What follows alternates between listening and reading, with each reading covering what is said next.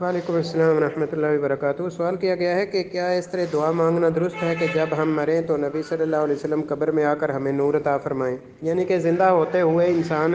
یہ اپنی موت کے لیے یا موت کے بعد کے لیے ایسا دعا کرے، یہ سوال ہے۔ اور یا ان کی شبیہ قبر میں دکھائی جائے گی، کافی لوگوں سے یہ بات سنی ہے، تو یہ بات درست نہیں ہے۔ نہ نبی صلی اللہ علیہ وسلم قبر میں آتے ہیں اور نہ ہی نبی صلی اللہ علیہ وسلم کی شبیہ قبر میں دکھائی جاتی ہے۔ اصل بات یہ ہے کہ جن لوگوں کو ایک روایت سے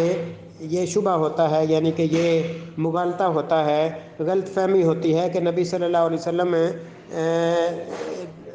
قبر میں پیش کیے جاتے ہیں، یا بعض لوگ جو ہے نا وہ احتراماً کہہ دیتے ہیں کہ وہ تو نہیں ہوتے لیکن ان کی شبیہ پیش کی جاتی ہے، یا ان کا جو ہے نا وہ ایک چہرہ یا جو بھی کہہ لیں وہ پیش کیا جاتا ہے۔ تو اصل بات یہ ہے کہ جو حق ہوتا ہے نا وہ سٹل اپنی جگہ پہ قائم ہوتا ہے، لیکن باطل جو ہے وہ بدلتا رہتا ہے۔ اب بعض لوگوں نے جب ابتدائی طور پر یہ کہا کہ نبی صلی اللہ علیہ وسلم کو پیش کیا جاتا ہے، تو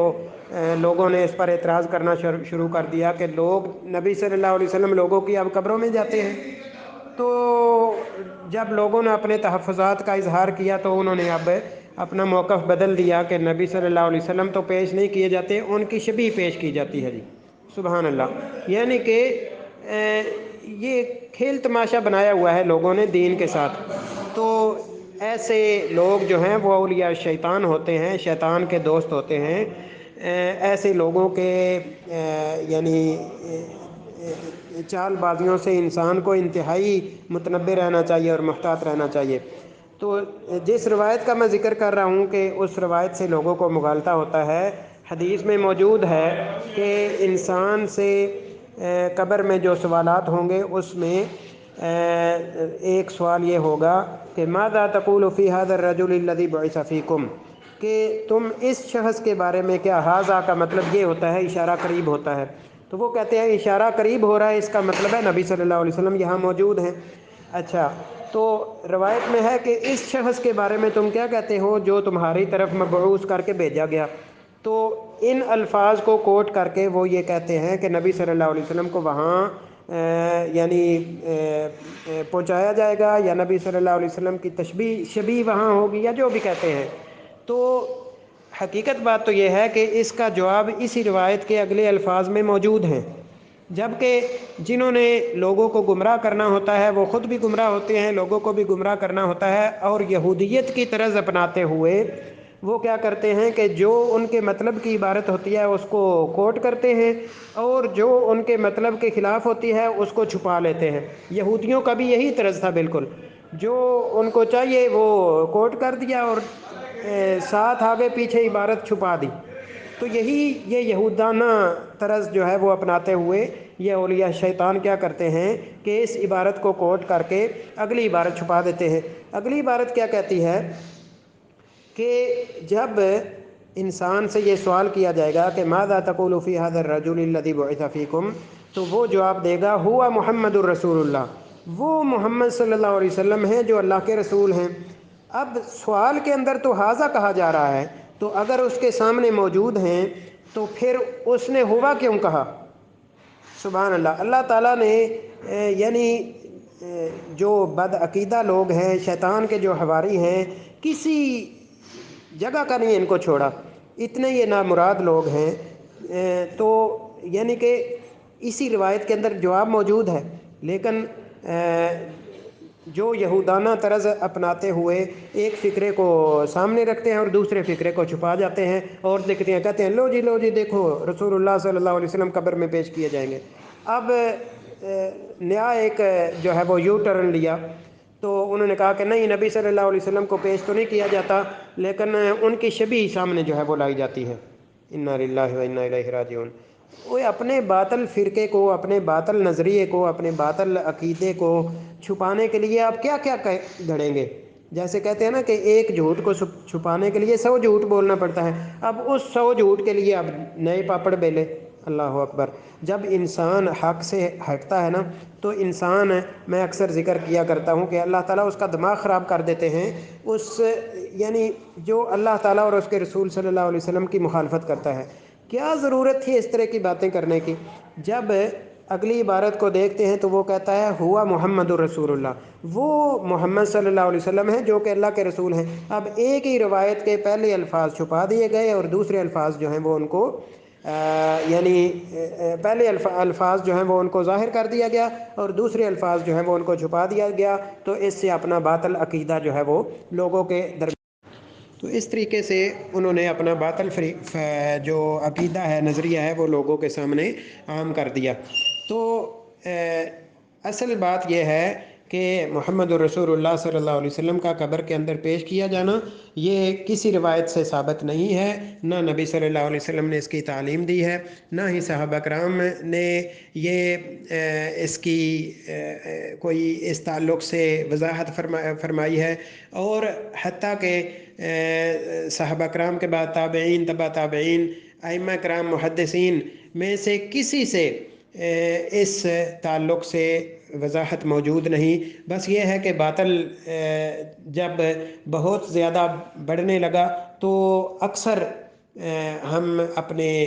اساتذہ سے، علماء سے یہ سنتے رہتے ہیں کہ بدعت جو ہے وہ کبھی باندھ نہیں ہوتی، وہ آگے آگے آگے آگے، جیسے کہتے ہیں نا کہ بدعت اپنی بدعتیں مزید جو ہے نا وہ جنتی رہتی ہے، ایک بدعت پر اکتفا نہیں ہوتا ان کا، جبکہ سنت جو ہے وہ جب سے یعنی دین اسلام اللہ تعالیٰ نے محمد رسول اللہ صلی اللہ علیہ وسلم پر جو نازل فرمایا تب سے لے کے آج تک، اور آج سے لے کے قیامت تک، وہ سٹل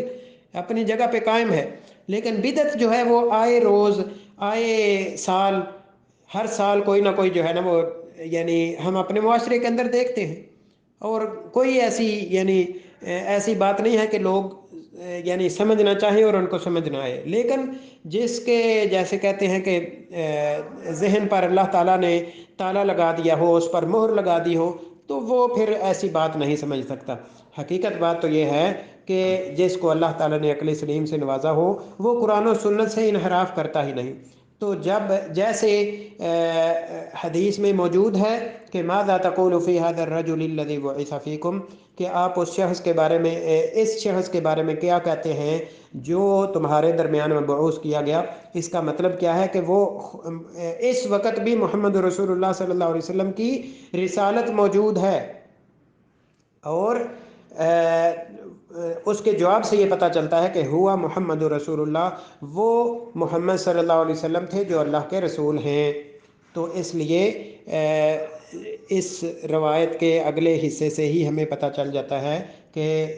جو یہ باطل نظریہ ہے وہ اس کو کس طریقے سے پیش کیا گیا اور کس طریقے سے لوگوں کے اندر عام کیا گیا۔ تو یہ اس طریقے سے اللہ کی توفیق سے ایک شیطانی چال جو ہے وہ اس کی وضاحت ہو گئی۔ باقی یقیناً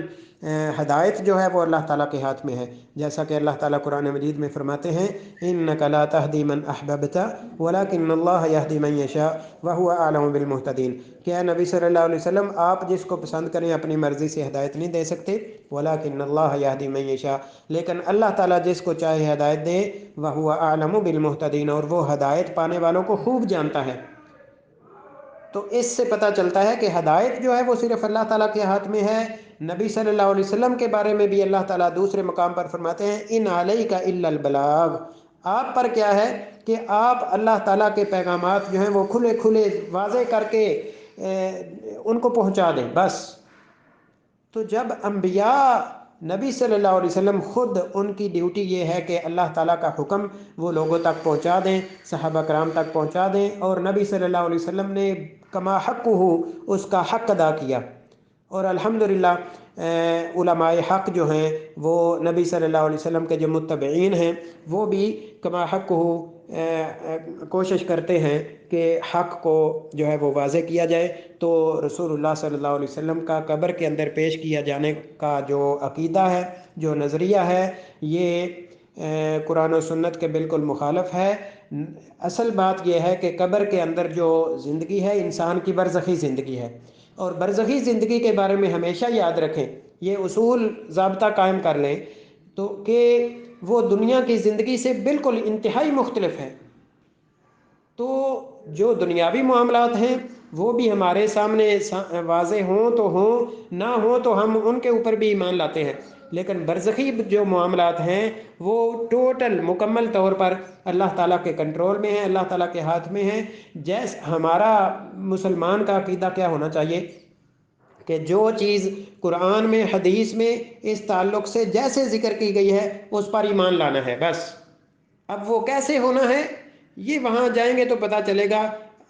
دنیا کی زندگی کے اندر کیا ہے کہ جو اللہ تعالیٰ نے، رسول اللہ صلی اللہ علیہ وسلم نے جس چیز کی برزخی معاملات میں، آخرت کے معاملات میں جن چیزوں کی وضاحت فرمائی ہے ان پر من و عن ایمان لایا جائے، اور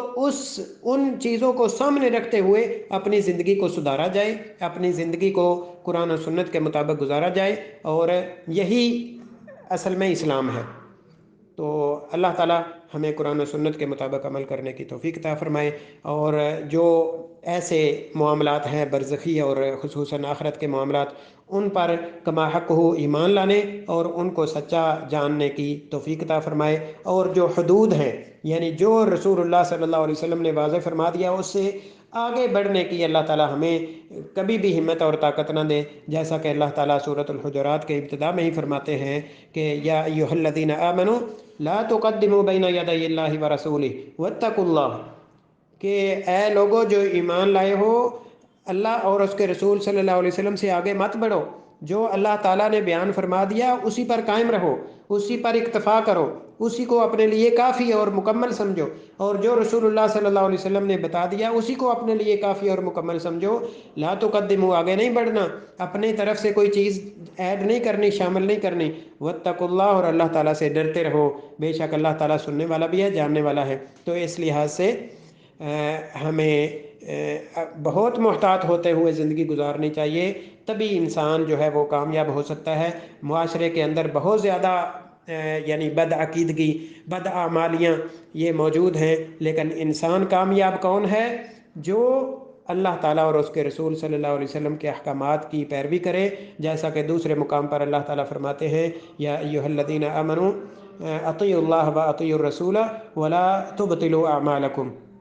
کہ اللہ تعالیٰ اور اس کے رسول صلی اللہ علیہ وسلم کی اطاعت کرو اور اپنے اعمال کو ضائع مت کرو۔ یعنی جس نے اللہ تعالیٰ اور اس کے رسول صلی اللہ علیہ وسلم کی اطاعت کی اس نے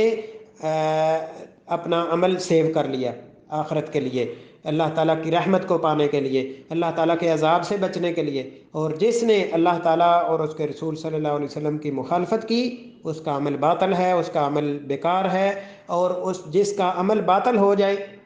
ایک تو یہ ہے کہ عمل ہو ہی نہ، اور دوسرا یہ ہے کہ عمل ہو لیکن باطل ہو، تو وہ پھر ظاہر ہے کہ انسان قیامت والے دن دو ہی چیزیں ہیں، یا جنت ہے یا جہنم ہے، تیسری کوئی جگہ نہیں یاد رکھیں۔ اس لیے